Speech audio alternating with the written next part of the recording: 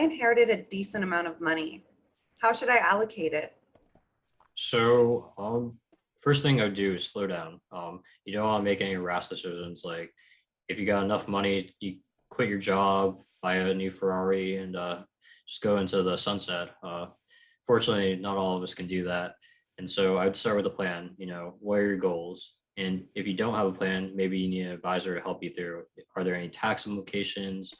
What's your investment strategy? Are there any adjustments you need to make to your insurance or your estate plan?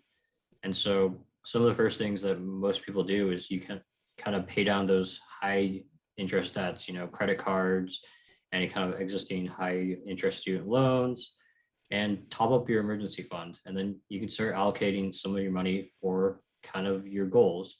But remember to also live a little bit and have some fun with your money. Yeah, it's interesting too because I handle a lot of inheritances over the years. Kind of depends on how much, so if it's a small inheritance, it might be a totally different plan than if it's a big inheritance. You might spend a small inheritance on some lifestyle things that you're really interested in, but you probably shouldn't do that if it's big because that could, really set you up for the rest of your life. Also depends on what you inherit, right? So if you inherit IRAs in today's world, for example, those are great assets and there's usually some good money in those, but you have to take it out over 10 years. So then you get into a whole tax planning category too, which is really interesting. Um, because when do you take it out and what's the best way, and again, if it's small it might not matter, but yeah, hey, I just inherited $1 million IRA. Wow, you better really think about how you're going to get that money out of there, to try to reduce taxes as much as possible. So there's some different pieces that are very fascinating about inheritances as a whole, and it's unfortunately 4 out of 5 people in America have spent their entire inheritance in 5 years. That's the average, and we've seen that some in our practice. Some crazy things that have happened, uh, you know.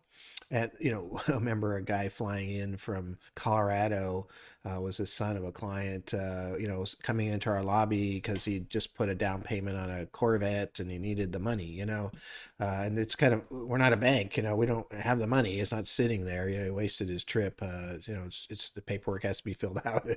So obviously his plan wasn't, financially sound. Probably, I don't know how much money you can make on a Corvette unless it's the right one. But anyway, for the most part, we see a lot of really intelligent things happening within our clientele.